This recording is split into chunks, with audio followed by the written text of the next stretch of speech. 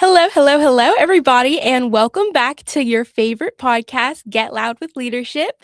Today, we have a very special guest joining us today. We have Miss Louisiana Port City's teen, Autumn Percival, with us today. Hi, Autumn. Hi, Michaela. How are Thank you doing today? I'm doing good. I'm a little tired, Yeah, but I aren't get we all that. right now? Yes. And so, Autumn has this organization that she's very passionate about, and we at Leadership are also very passionate about it. It is called Raising Kids for a Healthy Future. So that's what we're going to be speaking on about today. Can I ask you just like, how did you get started with this? Like, how did you realize, like, okay, this is what I want to do for my community service? Yeah, so with the Miss America opportunity, all of the contestants have something called a community service initiative. And when I thought about it, I was like, what can I do to make the biggest impact in my state? And I really started looking at those statistics. And for health, we ranked 49th in the entire nation, which is really sad. And it's a bit scary. And those numbers are Yeah. continuing to grow as the decades pass. And so when I was thinking about my community service initiative, and I also saw all of my family members who have struggled with health throughout their whole life. And I thought, what is the root cause of this? And I thought, as kids, if we don't develop healthy lifestyle choices and habits, we will never learn to be better and how we can continue for generations to make that change. So my goal is to instill in children the importance of living a healthy lifestyle and the benefits that that can have on your life. So how do you go about that? I've seen you guys have to go see Autumn's Instagram and her website page because it's just filled with all these amazing things that she's doing.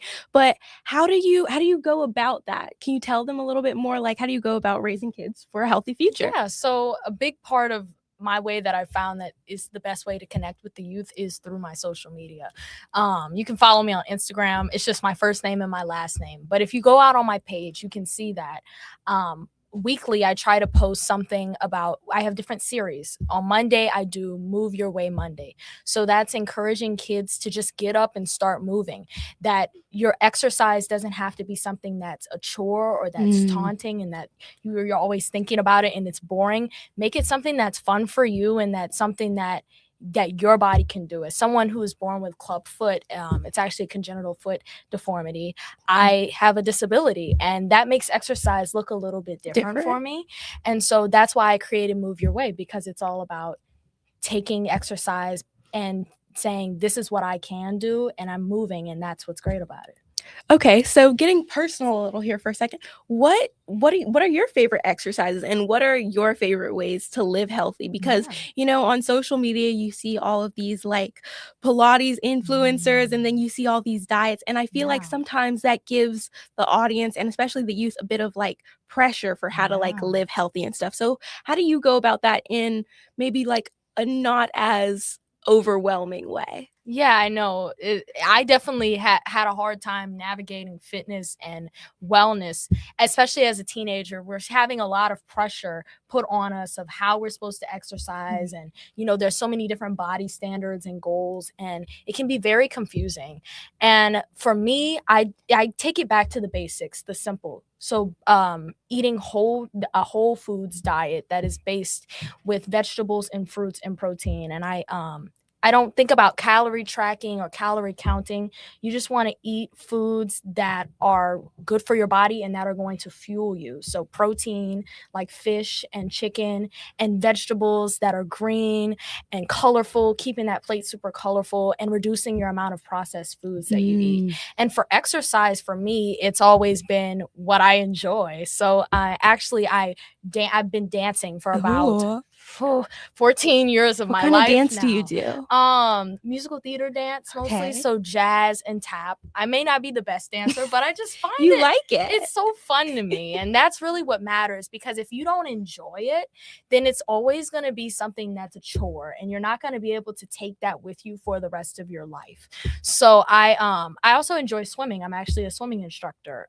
That's one of my jobs that I do over the summer, and it's really important because I feel like in the Black community, a lot of people, There's a stigma around that. And I am so lucky to have this job, and I feel so blessed that God has placed that opportunity in my life to be able to give other kids that experience of being able to swim. And it's a skill for the rest of their life that is very important and can save their life. Yes.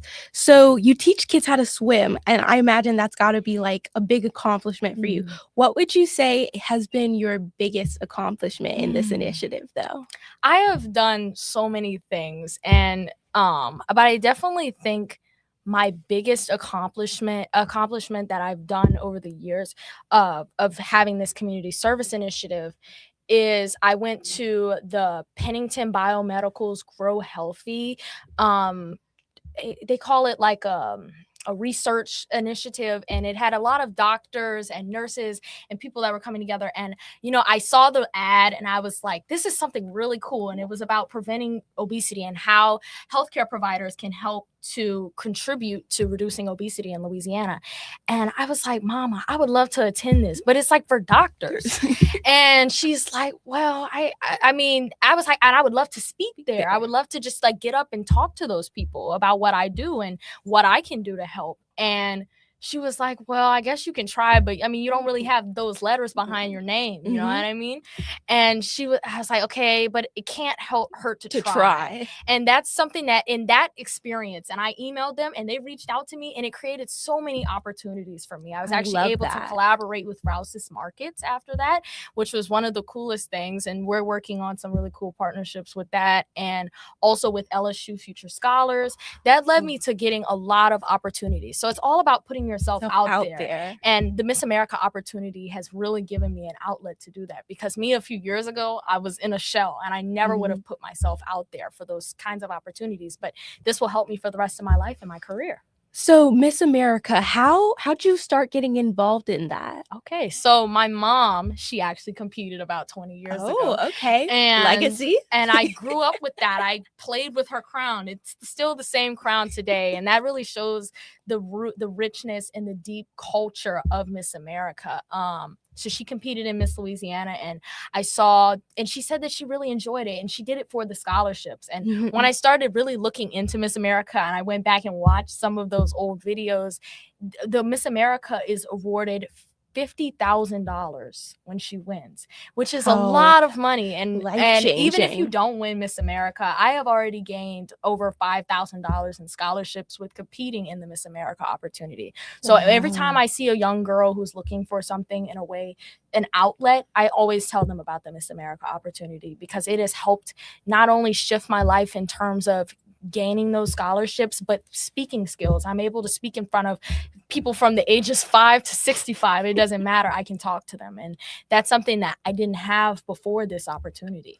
So I feel like with pageants, there's a lot of questions concerning it. Like, oh, is it all about like how you look? Like what goes into it? And is it like, I feel like sometimes you mentioned you did dance. Yeah. I know sometimes dance can be like a stifling environment for young girls. And so there's a lot of pressure for how to act and how you're going to be received. What would you say, like, has that been an issue for you? And, I would say the opposite, because at least with Miss America, and there's so many different pageant systems. Yes. People often mistake Miss USA and Miss America as the same thing, but they are not. Miss America is a scholarship opportunity. It's no longer actually called a pageant, because it's all about giving those young women the opportunities to not only gain scholarships, but to have these lifelong skills, like interviewing skills. We have something called a private interview, and that is the majority of our score. You don't get to see it when you watch the Miss America competition, but it was 30% of our score. So it's a big part of going into choosing a Miss Louisiana or choosing a Miss America. And also we have something called an on-stage question, where you have to answer a question right there on the spot in less than 20 seconds. And that's a really scary part of the competition for me, but it has taught me so much, and I'm able to just answer any question that somebody throws at me. So yeah. I can tell, like, I'm fielding these questions that year and you're just like taking them. I'm like, okay. This is years of prep and work. I've worked really hard to get to this point. We do interview prep, getting ready for Miss Louisiana's teen. I actually competed last year, and I was third runner up, which was one of the biggest accomplishments I've ever done. And I never would have thought that I would have placed so high in my first year. So I'm really excited to go back. I also was the talent winner. So that was really exciting. And it was something that I've always worked on. I live for my talent. Now, did you sing? Yes, I did sing. Okay. Autumn is a Um, great singer, you guys. Thank you. And so how has Miss America, like, how do you think you're going to take raising kids for a healthy future and take it into your future? Do you think you're Mm, going to do mhm, something with it in your future career? yeah. Is being a doctor or a nutritionist something you're planning on doing? Yeah, so I actually plan on becoming a diabetic nurse educator. So that's some, and I've just recently gotten into endocrinology as well as diabetes because I think it's one of those things that it's a big topic that is surrounding not only our older people in our communities but our youth, and especially in Louisiana we're noticing increasing numbers in people who are being diagnosed with diabetes. And so I think being a diabetic nurse educator, I'll be able to educate people on how they can manage and treat their diabetes as well as prevent it in the future and prevent it for their other family members as well. Do you have any personal experiences, like, with your family or yourself with health that Mhm. really, like, made you passionate about this subject? Yes, both of my parents actually are pre-diabetic, and as well as my immediate family. So my grandparents have diabetes, and my grandmother had diabetes. My grandfather had lung cancer. So all of these things that they have either passed for or has given them, a lot of challenges in their life were a preventable thing. And I truly think if they were given more opportunities to see health in their youth, that they would have been able to have a better opportunity with their health in the future. And that's what my goal is, to give the future generation of kids that opportunity to see that you can be healthy and it is easy and you don't have to be rich to live a healthy and long life. I love that because I feel like so often there's this correlation with, oh, you have to be, like, perfectly skinny and you have to Mm, have this amount of money to be able to afford these yeah. classes and be able to afford the best food. And I feel Mhm. like in Louisiana, we struggle with a lot of food deserts, Mm, and we also struggle with, like, poverty. And so yeah. there's not a lot of access to be able to go out and pay for these, like, classes that people Mhm. associate with getting healthy. Yeah. So how does your organization combat that and, Yeah. like, combat the stereotype that you have to, like, have a certain amount of wealth or look a certain way to Yeah. be able to get healthy? Yeah, I definitely think with the rise in the digital age, it's definitely made health be something that is automatically correlated with wealth. And if you think about 50 years ago, and there was poor people, right? But they Mhm. were not dealing with problems like obesity, and they were not dealing with these chronic illnesses that we are dealing with, but they were not rich, Mhm. but I think a lot of the times with the food companies, it wants to correlate with being rich, is that you can have the access to the fruits and the vegetables, but that's something that we Yes. can grow in our backyard. And I really hope, and I would love to contribute with other partners in our state about how we can get kids more access to gardens. I think at schools we should, every school should have a garden Garden, that the kids yes. can do, and that's in their science class as well. One of my partners, Grow Healthy, that I met at the Pennington Biomedical Center, was all about incorporating their curriculum, their health curriculum, into the normal school curriculum. Mhm. So in your science class, you're learning about the plants, right? You're learning about photosynthesis, but then you're also learning about why those plants and what that does, how it feeds and fuels Boost your your body. body. So it's all about not giving them more classes in health, but contributing it, but in, what is it called, integrating it into their Yes. studies. So like in their English class, they're writing a research paper about, statistics about health and research papers on health, and then that way they're bringing that, and it's being integrated into their life, and they can really think about how they can change their life. You mentioned the idea that every school should have a garden, and I Mm, love that because one of my roles, one of my ideas that I propose as an officer of leadership is that we start growing a community garden, yeah, and so our kids will help, like, grow the stuff so they get, like, that hands-on learning learning with experience, how to grow exactly. things, and then we also use it to feed our community around us that's Hmm. struggling and not just, like, our kids. Yeah. And so I think a food garden would be great for all schools, and I'm hoping maybe you could work Yes. with leadership so we could get something Yes. started here I for love that that. you mentioned that because I think that would be a great thing for leadership to do. And, Yes. that could be something with our leadership class. We're going to go water the plants today. Let's go look at them. Let's go to a farmer's market. All of Yes. those things I think would be really helpful to not only grow the kids and their learning experience and enhance their learning with hands-on learning, but their health as well. Yes. So I feel like health has been, along with class, it's been like commercialized, Yeah. especially for young girls, I feel like. And it's seen as this thing that you want to be healthy, so you look this certain way. Yeah. And that's what I feel like when I talk to a lot of my peers, they're like, oh, I have to work out so I can lose this weight. I have to work out so I can be able to wear this during summer. I have to work Yeah. out. So what are your benefits to health that are more internal than how you look? Can you tell us a little bit Yeah. more about, like, the difference it can make in just your life besides your appearance? Yes, I definitely think so. I'm kind of a health buff in terms of like I used to be a gym person. I used to love Mm, the gym, and it was all about aesthetics. And I feel like that's the same thing with social media. It's been brought into that health. The health scene is now about what you look like instead of how it makes you feel and how it's going to change your life positively. And I think we also need to have the conversation with young girls about health does not look a certain way. way. Health is not a weight. Health is not a number on a scale. It's not your measurements. It's none of that. It's about how you feel on the inside and what's going on in the inside and how it's affecting your body. So, like, I think limit what I've noticed, and health is it's personal. There's not Yes. one size fits all for Aw. anybody. So there's nobody on social media can tell you, hey, if you do this exercise, you're gonna have my abs and you're gonna look like me. And a lot of people don't realize that a lot of that is genetic. But beyond genetics, it's how your body is going to process that.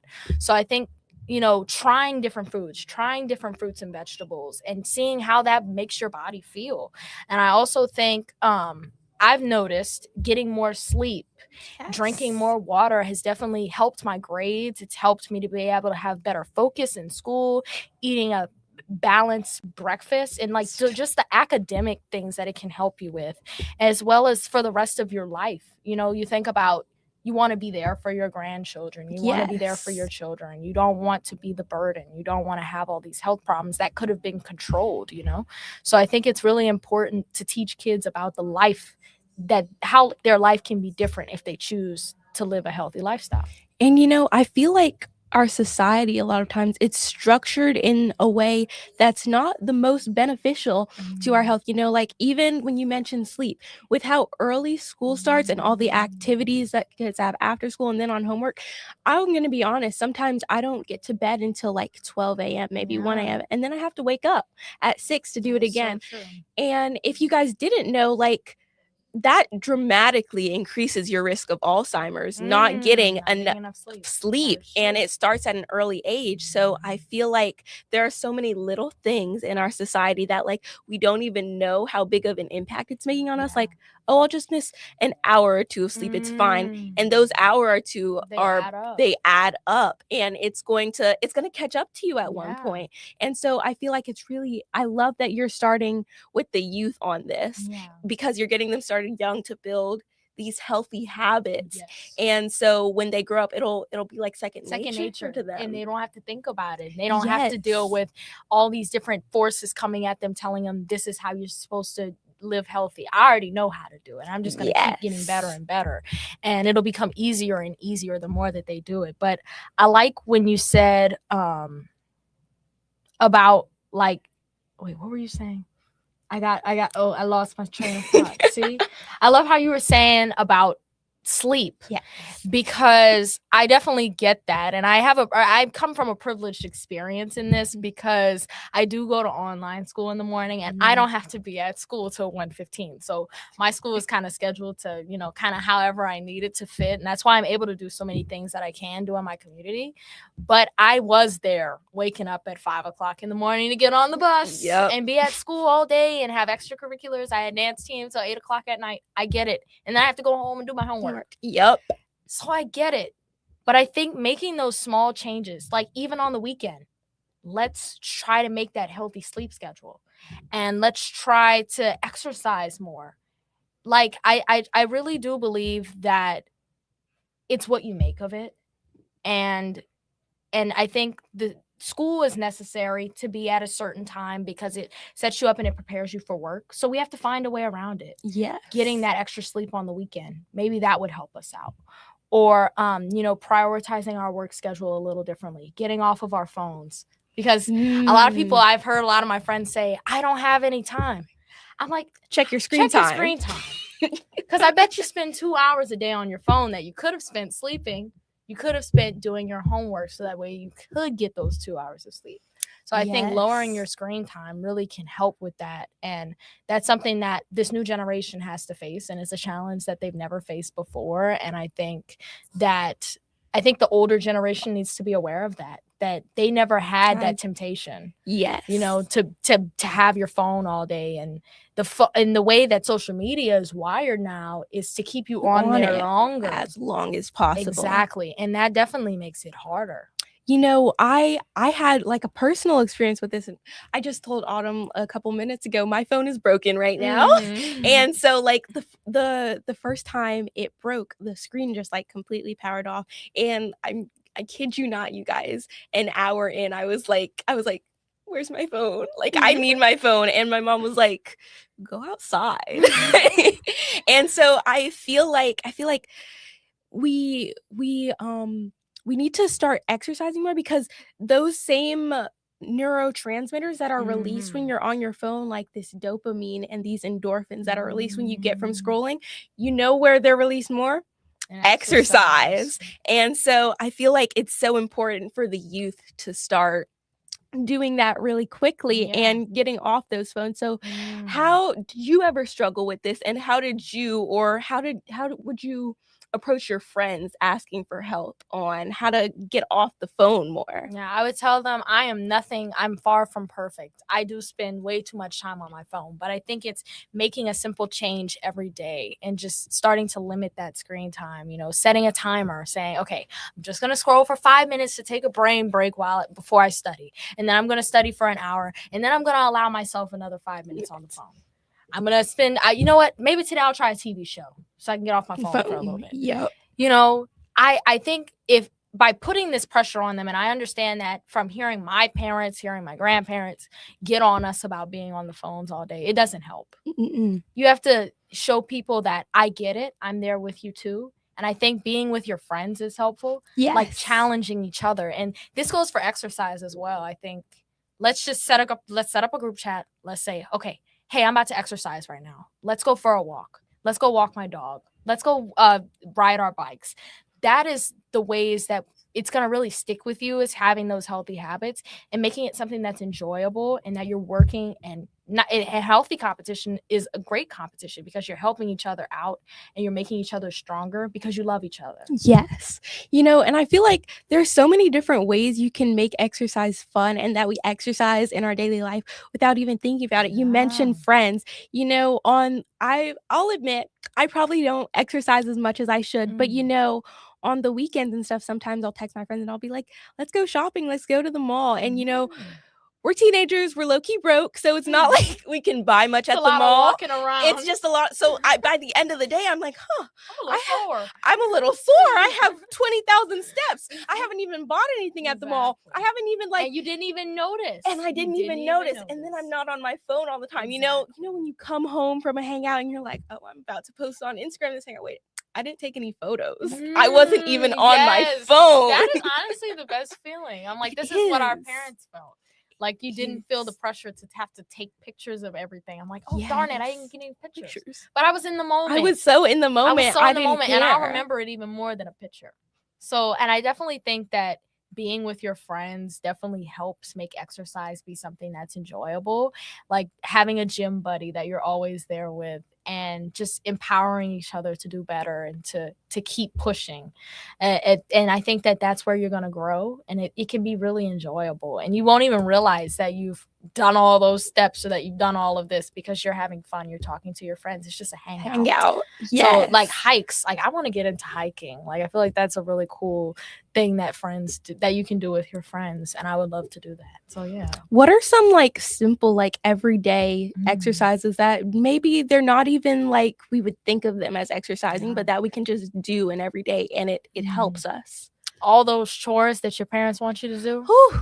you're getting a lot of steps going up and down the stairs. For me, taking the stairs at work, at school. So you mentioned the mall. Yes. Let's go up the stairs instead of the elevator. You know what I mean? That one's gonna be a challenge for me. You know, at school, I think it's a bit easier at school. You know, Yeah. they're strict about those elevators. You They're you have to have access your to pass. those. No, and so Baton Rouge High, we have 3 levels, and like there are so many stairs, and Oh, like I get it. each class is on a different level, so I you're just get it. walking up and down and up and down, and But that's what you're getting your steps you're in. getting those steps in. And the first week of school, hadn't really exercised all summer. I'm going up these stairs in school. I'm trying to get from my class to the first floor all the way to the 3rd floor, and I'm like,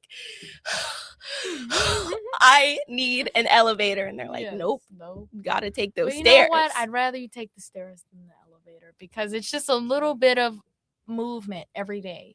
And I think with online, we see people exercising, going to the gym for 2 to 3 hours. That is so unnecessary. And it might actually do more harm exercising that long. The CDC recommends 30 to 60 minutes of physical activity every day. Actually, this month, February, is American Heart Month, National Heart Month. That's why I'm wearing red today. I'm trying to wear red every day this month. That would be really fun. Yesterday, I had a school-wide Wear Red Day for the theater arts students at NOCA, and it was so awesome to see everybody show up and wear red and in support of heart disease and cardiovascular disease awareness. Currently, heart disease is the #1 killer for women in America, also for people of color. And I think it's really important that we know that those statistics exist and we know how we can contribute to make it better. So I talked yesterday, I just gave a 5 quick minute talk about heart disease and what they can do. So I told them about, I know it may seem like you're young and that you don't have to think about that, but talk to your parents tonight. Talk about your risk, learning, your family history and like what that's like. How many family members do you have that have been affected by hypertension, high blood pressure, heart disease? Think about those things because they can really impact your future. And just knowing your risk, and then also what can I do that's going to lower my risk? So that's just exercising for 30 to 60 minutes every day. That's it. That's a quick walk down your road. You know what I mean? That's walking your dog for an hour. That's taking care of yourself and, eating healthier. That makes you feel better. That makes you do better on tests. And so I think also when I say eat better for kids, they're like, well, it's the parents. Yeah. We have to get the whole family on board because it has to be a family switch and a change that happens. So that means let's all cook a healthy meal together, and then let's go for a walk after, and then let's go to bed early.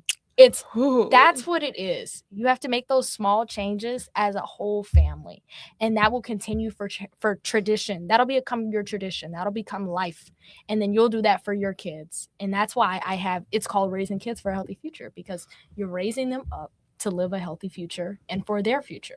Now, you brought up earlier that Louisiana is 49th in health. And I know you brought up the American Heart Association and it's Heart Month. And I know cardiovascular disease and heart disease for Black women especially is so profoundly high due to a number of reasons, both systemic and, economic. And so I wanted to ask you, how do you manage stress, and how would you suggest that young girls, and even not even young girls, but women across the globe, how do they deal with that stress of like everyday life? Because I know there's a lot of it, and it impacts us. Yeah, it does. A lot. And I feel like people don't realize because they're like, oh, I need to be stressed to get this done and this done. especially as Black women, we put a lot of Yes. pressure on ourselves to be strong, to be the ones that are making the change.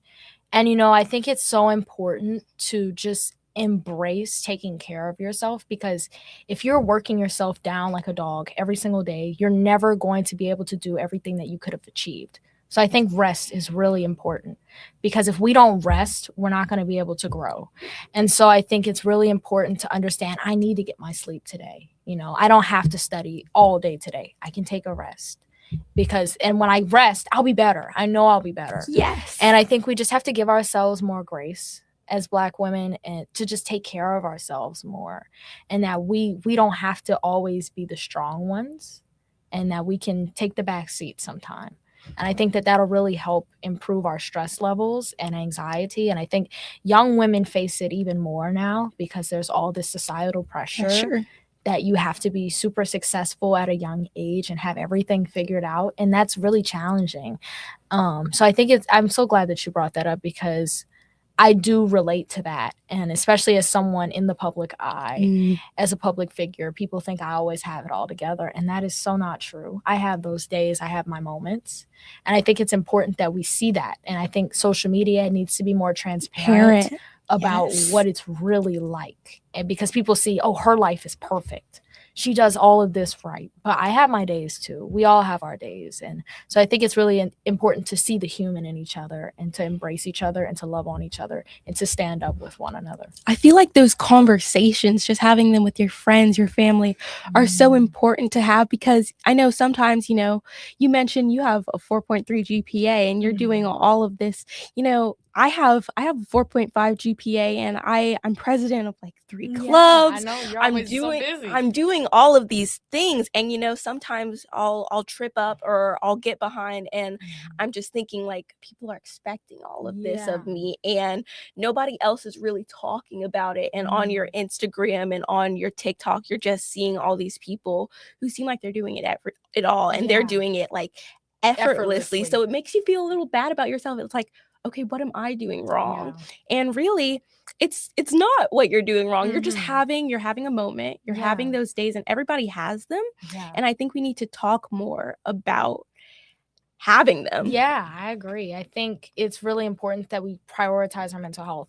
One of the big partners of Miss America is the American Heart Association, but it's also about empowering the women who are title holders, state, local, and national title holders, that we have to prioritize our health too, because we are the leaders in our communities. And when they see us in the community, we have to be strong, and we have to be present, and we have to be there, but we have to take care of ourselves first. Yes. And so I think I've had to take social media breaks. I've had to take those moments where I'm not posting every week. But it's so important, because I think that shows the human in us. And because I think like you said earlier, it seems that pageant girls always have it together, and that we're perfect, and that we always have makeup on, and that we never have bad days, but we do. And I think it's really important that and that's something that Miss America is moving towards, is to be in being more progressive about showing that we are women too. We are real women, just like every other woman. And I think that's why it's really important that more and more women participate in the Miss America organization.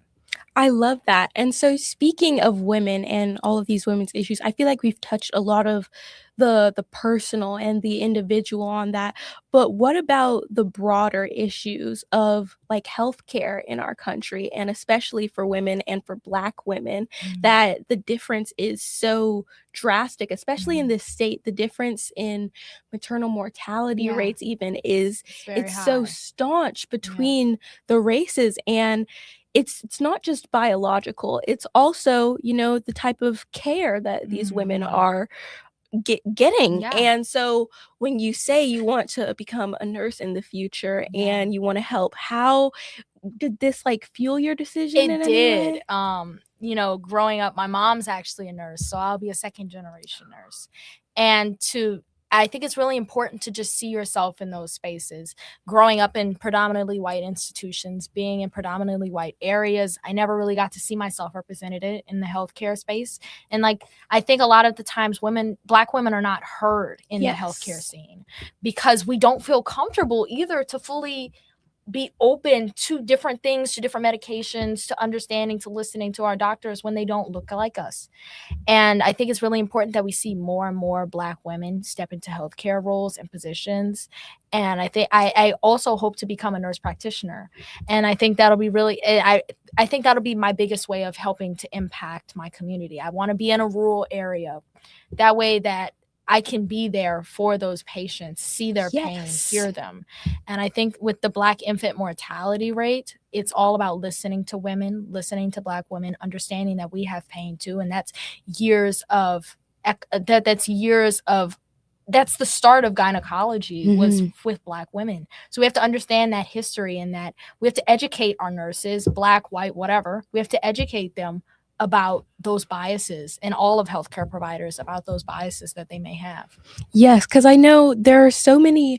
You mentioned like the strong Black woman trope, and there are so many stereotypes, I guess, that are perpetuated about Black women and Black people in general, that like, oh, they're naturally stronger and they're more fit, so they don't have as much pain, they won't feel this as much as we do. And those type of things, they add up and they matter. So we need to learn to deconstruct those biases and listen when these women tell us they're in pain, because sometimes it's the difference between life and death.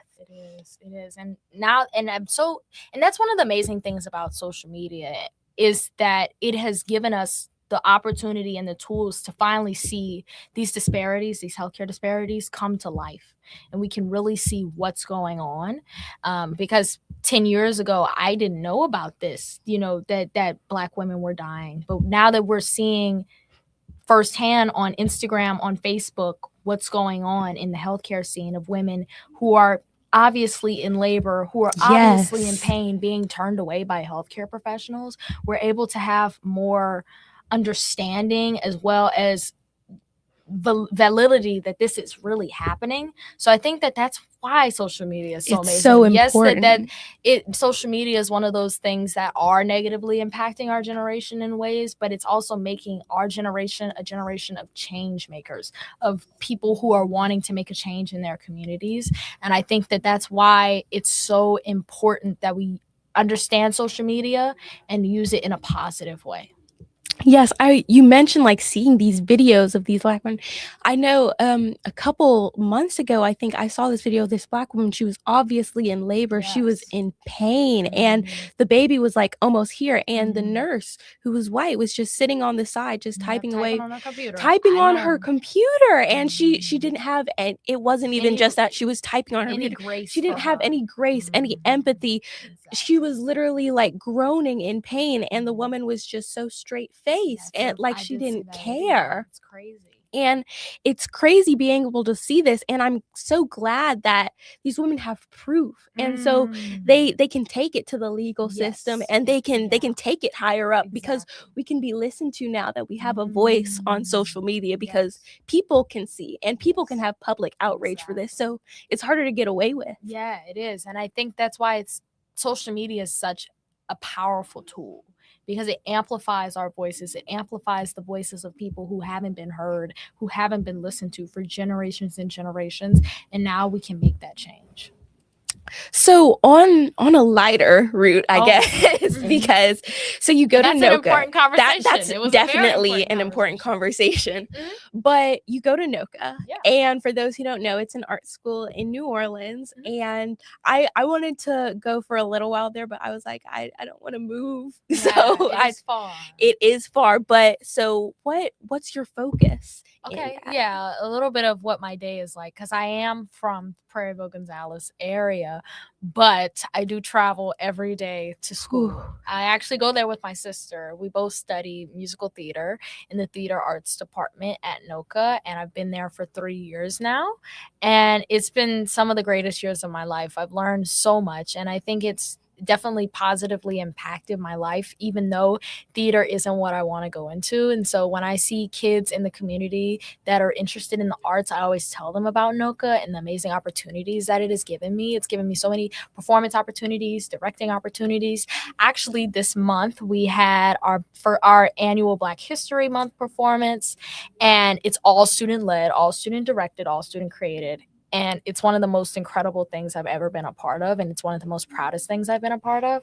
I was able to be a director in that, and it was so amazing to be able to see my work, my drawing, my little sketch, my little thing in my mind come to life on stage with Yes. actors. And it was amazing to be able to tell our own stories by our, with women who have dealt with this experience, with people who have dealt with these experiences. And I think it's really important that we give kids those artistic spaces. And Yes. and I know NOCA is a privilege. They don't accept everybody that goes there. It's about a 20% acceptance rate. And so not all the kids that are interested in arts or have even the economic opportunity to get there. And I'm so grateful that I do have that. But I think it's important that we have that available to kids in schools across the nation, across our state. Right now, that New Orleans Center for Creative Arts is the only performance opportunity, performing arts high school or arts school in the state. And that's really sad because in the North, there are a lot of schools that are there Yes. for those kids, that they can have those opportunities to be And those spaces. and to have that arts experience with world-class teachers.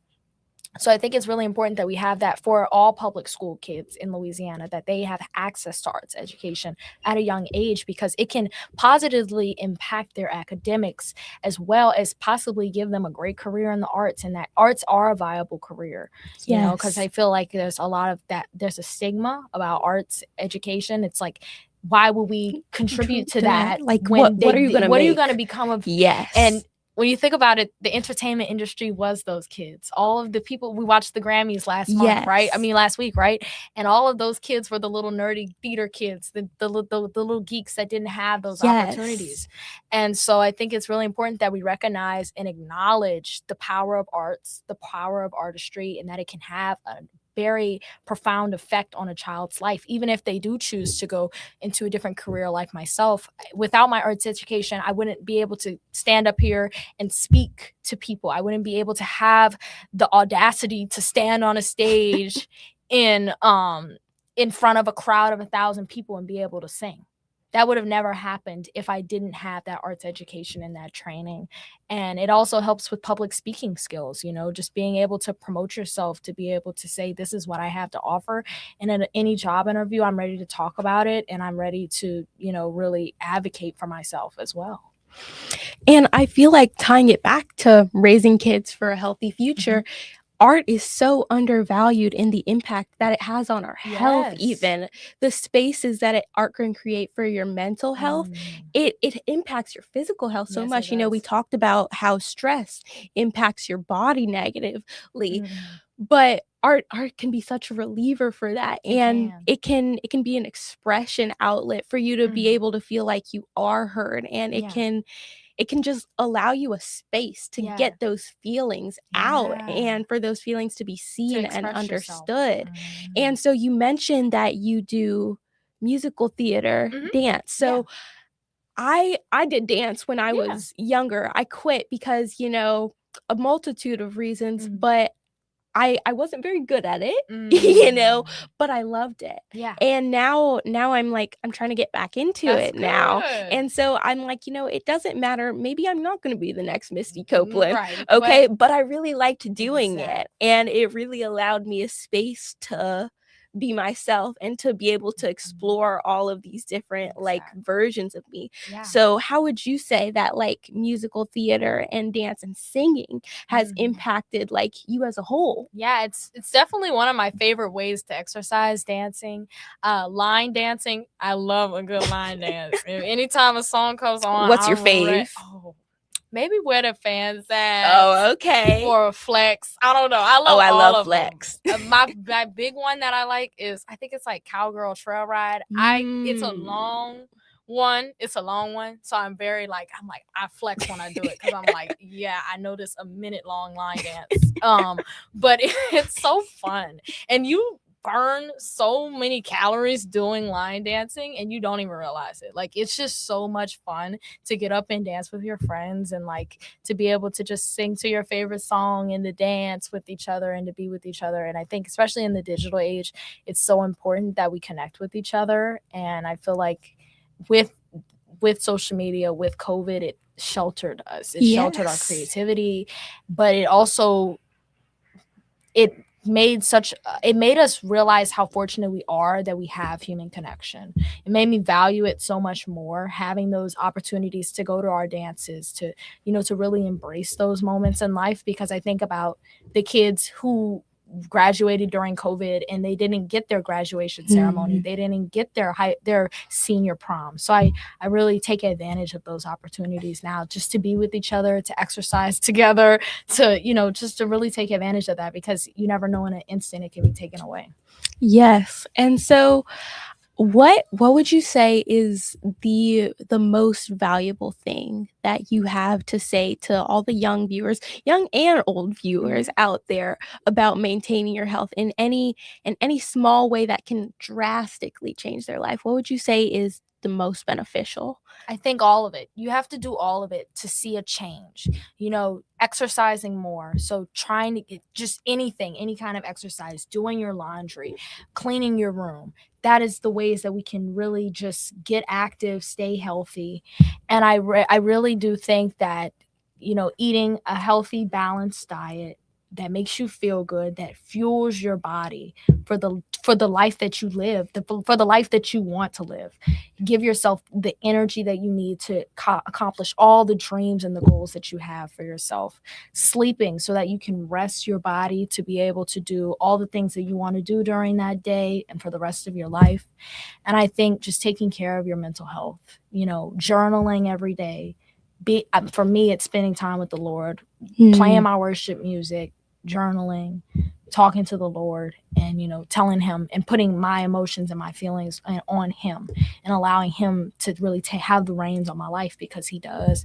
And I think religion has helped me so much with my mental health. It's given me a space to express myself religiously, to give me an outlet where with other Christians, where we can just love on the Lord together, and it made me feel less alone. Yes. Like I always have someone there for me. And I think even if it's not religion for you, it can be just spending time with your friends, spending time with your family. For me, it's my dogs. I love my dogs. They actually lower your blood pressure. So What that's kind really are they? cool. I Shih Tzus. Oh. And one's named Oreo and one's named Roxy. They've had many puppies. But they are very, very cute, and I love them. And I love and they encourage me to get active, because they're on a schedule. So they know right now we're supposed to be walking, Mom. Why aren't we on a walk? You know what? I'm like, okay, let me put on my shoes. Let's go walk. So yeah, they definitely keep me on my toes, and they keep me, grounded as well as active. I feel like getting out in nature is, you mentioned like dogs lowering your stress level. Animals in general, like the cute animals that we see, like, oh my gosh, I know on my TikTok right now, there's this otter that it keeps popping up. Baby seals. Yes, but there's this baby otter that keeps popping up. And I was stressed like 2 days ago because like it was my birthday. And so I was supposed to like be like going out and doing something for my birthday, but I had homework, and it was so much homework, and then I had like tests the next day, and so I was like, I'm so stressed out. And I go on TikTok to get a break, and I see this cute little baby otter, and I was just like, oh, you know what, it'll work out. Like this cute baby otter is just like doing its own thing. Was a way for you to prioritize your mental health. Yes, and so I think it's so valuable that mental health becomes a priority in health, because I think it's overlooked sometimes. We focus on the physical. Yes, and so you mentioned like changing your lifestyle to the way you want it to look like and the way you dream it to look like. I think having the space to dream and is so important for our health in general, because it can be stifling sometimes to feel like you can't dream, and that you have these limits that are imposed on you. Prioritizing your health helps with your mental health, because it releases those endorphins like you talked about, and it gives you the energy, it gives you the want to live, the zest for life, and it helps you with understanding that your life is what you make of it and what you put into it. So I really appreciate that you mentioned that. Thank you. And thank you so much for coming on here. All of the things we've talked about have been so insightful, from mental health to the systemic issues, to the small things that everybody can do each day. And I feel like everybody should support your organization raising kids for a healthy future because it's so amazing, and I wish you all the best Thank you so much. on your future Miss America projects Yes. because I love what Well, you're you can doing. follow me on social media, then keep up with me and, learn about what I'm doing in my community. I try to do something every month of being in my community, being with the students, and really making a true impact. And so you can follow me on social media. It's just my first name and my last name. And I'll be competing at Miss Louisiana's Teen in April. So wish me the best of luck. Yay! Thank you guys so much for watching, and see you guys next week on Get Loud with Leadership. Bye, y'all. Bye.